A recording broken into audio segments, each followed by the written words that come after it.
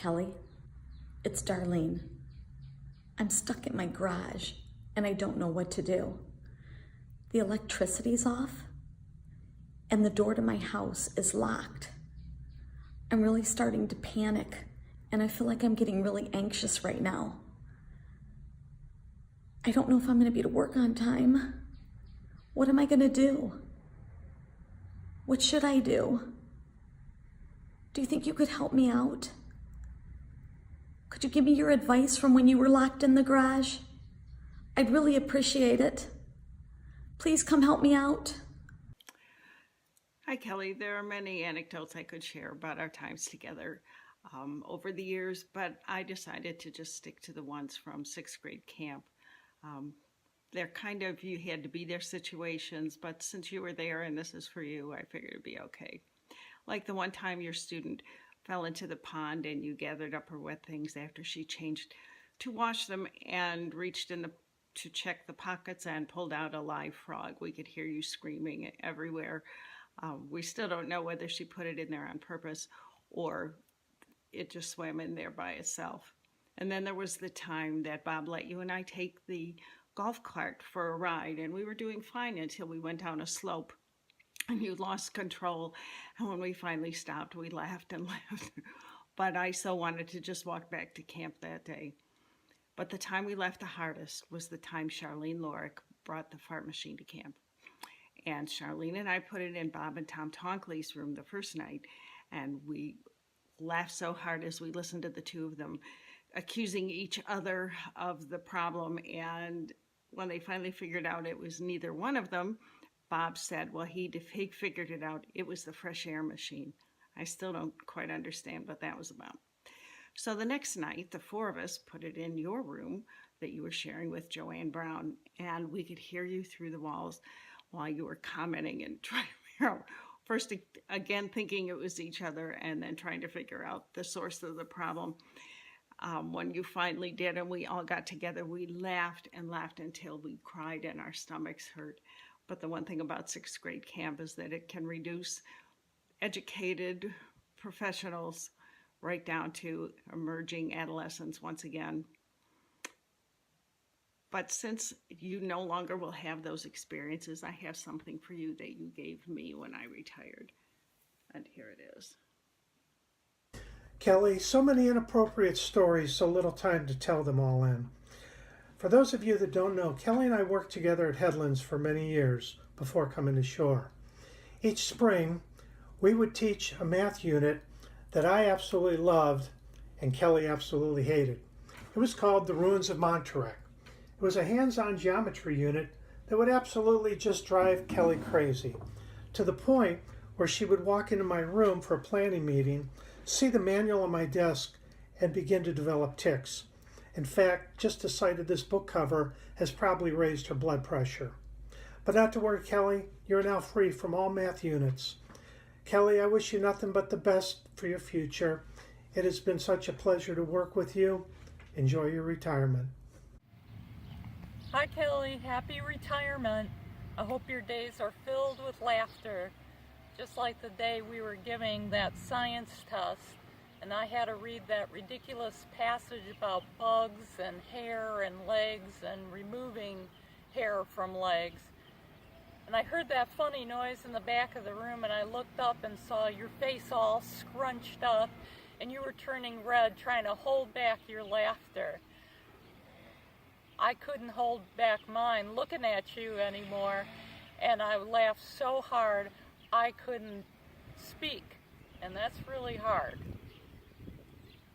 So I'm hoping that everything works wonderfully well for you, that your days are full of joy, and come down and see us in the Sooner State. You know, we've got dogs, and we got trucks, and cowboys, and red dirt, and red boots. But I'll let you tell that story. Kelly, I just want to wish you the absolute best on your retirement. So many funny stories throughout the years. So many things I'll never forget, like sixth grade camp, the Matador at your house for all your house parties, your red cowboy boots, getting our dogs. Just, I wish you absolutely the best of retirement and best wishes to you, and enjoy, enjoy, enjoy. I hope you have lots of seashells in your pocket and sand in your toes. Hey Kelly, so I'm supposed to come up with a funny story or memory of you. The problem is there are so many to choose from. They're downright hilarious, but they're only funny because it's you telling them. Like the time you were telling us in the lunchroom about a Christmas growing up. I'm a little fuzzy on the details, but it had to do with your dad loading the family into the car for Christmas Eve Mass, I think. And you got a flat tire, or it was flat to begin with. I don't know. But anyway, as you can see, it's no offense, but it really doesn't seem all that funny. But the fact that it took you over 10 minutes to tell it because you couldn't stop laughing and you had to restart over and over again, it was hilarious and makes me remember it to this day. There was a similar telling of a story about the old TV antenna on the roof of your house when you were growing up. And anytime the reception was bad, your dad had to climb up to adjust the antenna until the picture was good again. And there was something about you or your mom or sister yelling up every time he made an adjustment to tell him whether the picture was good or not. Again, just a basic story, but pee your pants funny when you were telling it, Kelly. There were so many funny Kelly things that you would tell us about, like when you ordered fast food, chatted with the cashier while paying for it, and then politely driving away without your food. I'm pretty sure you told us that happened more than once. There were so many other stories, being locked in your own garage, camp stories, last day of school stories, the fact that you've never balanced your own checkbook in your whole life stories. We could go on and on and on. But here's the one I want to end with. And I know it was only supposed to be a 30 to 60-second video, but it's Kelly. Now, Kelly has always had pretty good taste and variety in music, so I turned her on to this band called Great Big Sea, a Celtic-influenced rock pop band from Newfoundland, Canada. One of her favorite songs that she kept telling me that she liked was called I'm a Rover. The chorus of it goes, I'm a rover, seldom sober. I'm a rover of high degree. When I'm drinking, I'm always thinking how to gain my love's company. After a few days of telling me how much she liked it and was listening to it, she says to me, what an interesting name she has. And I asked her, who? Kelly says, well, the girl in the song. So I'm thinking really hard, but I'm not being able to recall that there is a name of a girl in the song. And I didn't want her to feel bad, but I had to ask. I said, well, which one? And Kelly says, well, Mila, silly, to gain Mila's company. We laughed very hard when I told her that it was My Love's Company. We laughed almost as hard as the time when the bird smacked dead into the middle of our bus windshield on our way home from Greenfield Village. But that's another story. Happy retirement, Kelly. There were endless laughs with Kelly, but things I remember most is her love for Pearl, her dog. Kelly loved her dog like no one I have ever met.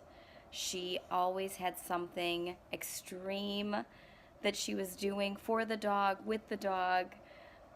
The dog got tired on walks, so Kelly bought it a stroller.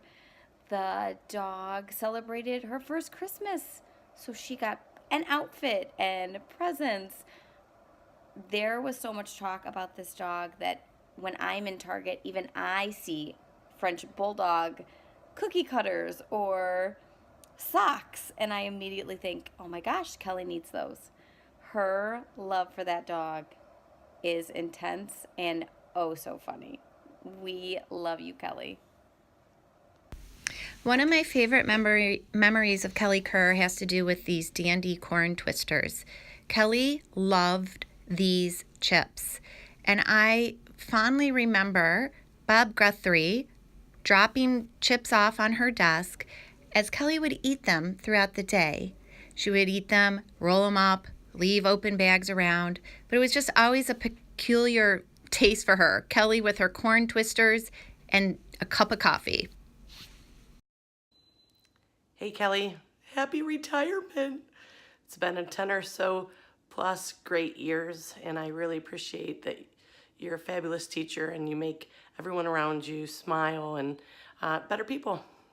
And so as I've been thinking and pondering about all the fun stuff that we've been through, and what can I say? I hope you stroked your snake a few times. Like Jungle Terry explained, is fun to do. And I hope that you find things as cute as Christmas all the time while you're, on your next adventure in life. We will so miss you. Enjoy retirement and come back and see us sometime. Kelly, we made it. Well, almost. But I'm not just going to tell one story. We're going to play a game, because isn't that fun to play games in school? So we're going to play this game that it's a board game. I could never bring it to school because it's called Smartass. And we really don't have a lot of those in our classes, do we now? But it goes like this. I'm going to give you clues, and if you can guess who someone is sooner than getting all the clues, the better score you get. So let's see how you do. You ready to play? I'll tell you. Clue 1, clue 2. Here we go. Coming up, clue 1.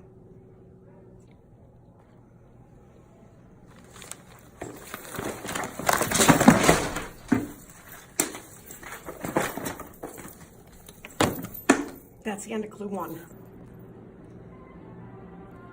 Clue number 2.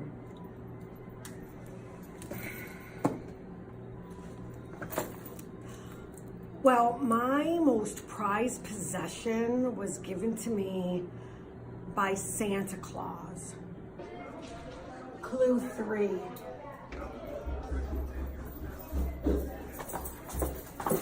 Hi, Miss Kerr.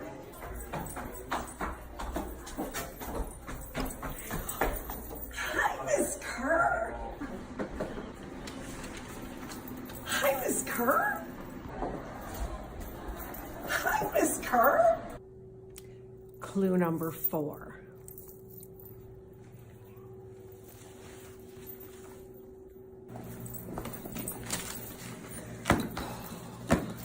I'm going to find it in just a minute.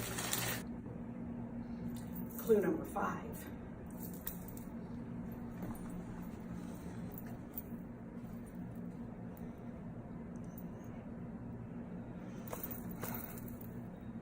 Bathroom. So clue 6, which I'm sure by now you don't need, but who am I with the initials BB? Okay, Kelly, congratulations on your retirement.